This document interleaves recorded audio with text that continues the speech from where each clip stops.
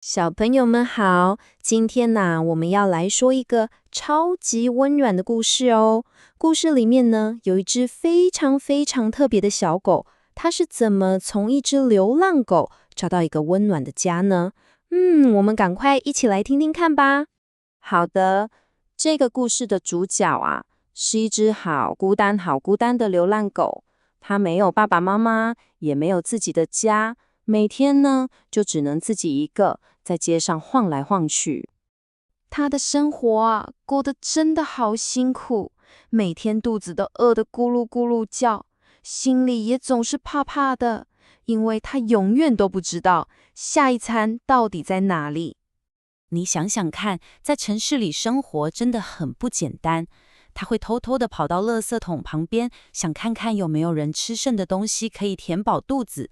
可是常常都找不到，而且他还要很小心，因为清洁人员会把他赶走，有时候甚至会有抓狗的人拿着一个好大的网子要来抓他，真的好危险。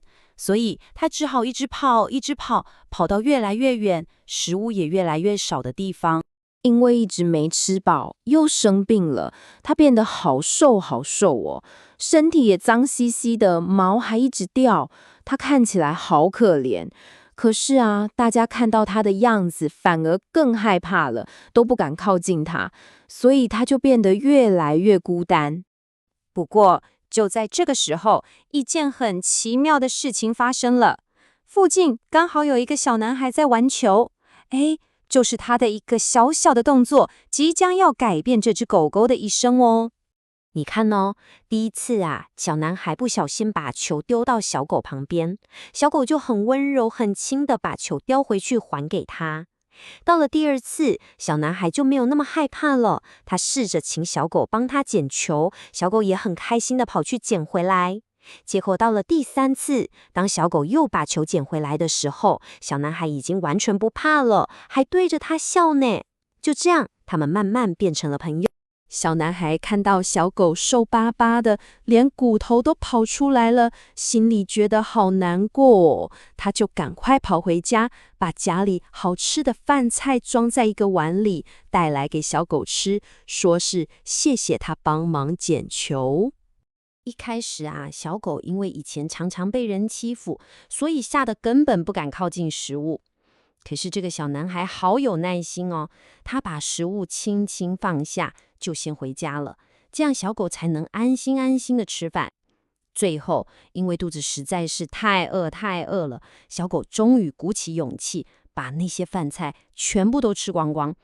然后第二天，小男孩又来找他玩了，他们之间美好的友谊就这样开始咯。小男孩真的好想把小狗带回家养哦，可是要怎么跟爸爸妈妈开口呢？他知道他必须先证明他的这个新朋友是一只多么棒、多么聪明的狗狗。结果这只小狗根本就是个小天才。小男孩想说，来教他认数字好了。没想到他学得超级快，不只是简单的1、2、3哦，连很难的3个数字，像是3、2、1、7、8、9，他竟然一下子就学会了。然后小男孩就想来考试看看，他写了几封假的信，上面写着不同的门牌号码。你猜猜看发生什么事？这只聪明的小狗真的把每一封信都送到了正确的家门口。哇，是不是超厉害的？哇，训练完成了。好，现在就要进行最后的考试了。这只小狗能不能成功说服男孩的爸爸妈妈，让他拥有一个真正的家呢？真正的考验来了。小男孩的家里是开蔬菜店的，所以他们就交给小狗一个任务，把这一包菜送到149号的客人家里。你觉得他办得到吗？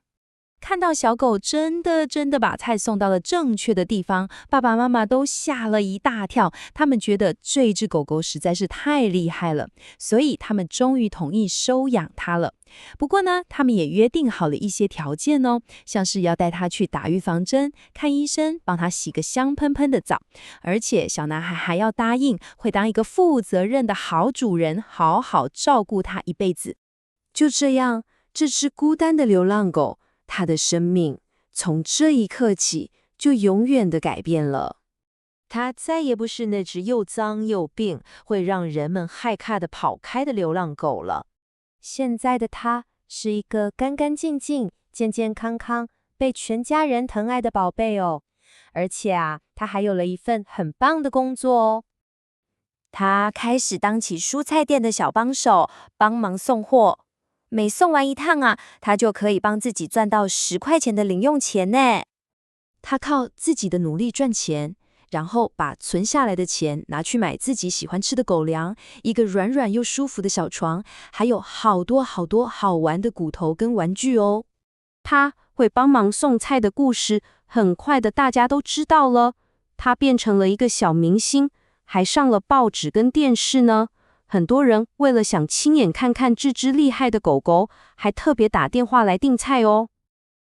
可是他的工作不只是送菜这么简单哦，他还有一个新的绰号，叫做月老狗。